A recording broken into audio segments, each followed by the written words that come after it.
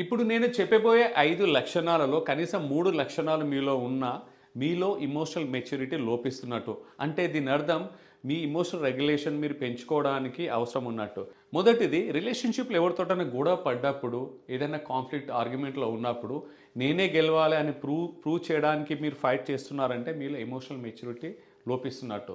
రెండవది, మీరు ప్రతి విషయాన్ని పర్సనల్గా తీసుకోవడం, అంటే ఎలాంటి ఫీడ్బ్యాక్ అయినా పర్సనల్గా తీసుకోవడం కూడా ఎమోషనల్ మెచ్యూరిటీ లోపిస్తున్నట్టే.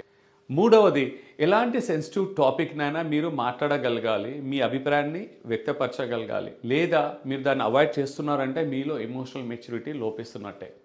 నాలుగవది, మీరు అనుకున్నట్టు అవ్వకుంటే ఎదుటి వాళ్ళని బ్లేమ్ చేయడం, నిందించడం చేస్తున్నారనుకో, అక్కడ కూడా మీకు ఎమోషనల్ మెచ్యూరిటీ లోపిస్తున్నట్టే. ఎందుకంటే ఏ రిజల్ట్లో అయినా మన భాగం కూడా ఉంటుంది, మన భాగస్వామ్యం కూడా ఉంటుంది.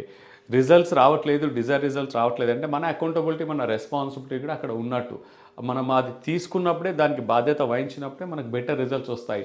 ఐదవది, మోస్ట్ ఇంపార్టెంట్, మీ లైఫ్ పార్ట్నర్స్ ఎమోషన్స్ మీతో పంచుకోవడానికి సంకోచిస్తే, భయపడితే, లేదా తన ఎమోషన్స్ మీతో షేర్ చేసుకున్నప్పుడు మీరు ఎమోషనల్గా ట్రిగ్గర్ అవ్వడము, రియాక్ట్ అవ్వడం స్టార్ట్ చేశారనుకో, మీలో ఎమోషనల్ మెచ్యూరిటీ లోపిస్తున్నట్టే. ఇక్కడ మోస్ట్ ఇంపార్టెంట్ మెసేజ్ ఏంటంటే, ఎమోషనల్ మెచ్యూరిటీ లేకపోవడం అనేది it's not a birth defect, it is just a skill. ఇది కేవలం ఒక అవేర్నెస్ లోపమే, ఒక అవగాహన లోపమే. మీరు సెల్ఫ్ అవేర్నెస్ బిల్డ్ చేసి ఎమోషనల్ మెచ్యూరిటీని సంపాదించుకోవచ్చు. మెచ్యూరిటీ అనేది కేవలం మ్యారీడ్ లైఫ్కి, లైఫ్ పార్ట్నర్స్కే కాదు, ఎనీ హ్యూమన్ రిలేషన్షిప్లో, ఫ్రెండ్స్ దగ్గర కావచ్చు, ఆఫీస్ స్పేస్లో కావచ్చు, ఎంటైర్ సోషల్ స్పేస్లో కూడా ఎమోషనల్ రెగ్యులేషన్ అనేది చాలా ఇంపార్టెంట్. ఇది ఒక ఇంపార్టెంట్ లైఫ్ స్కిల్. ఇప్పుడు మనం ఉన్న డిజిటల్ ఏజ్లో ఎమోషనల్ మెచ్యూరిటీ అనేది ఒక సర్వైవల్ ఇన్స్టింక్ట్గా మారిపోయింది.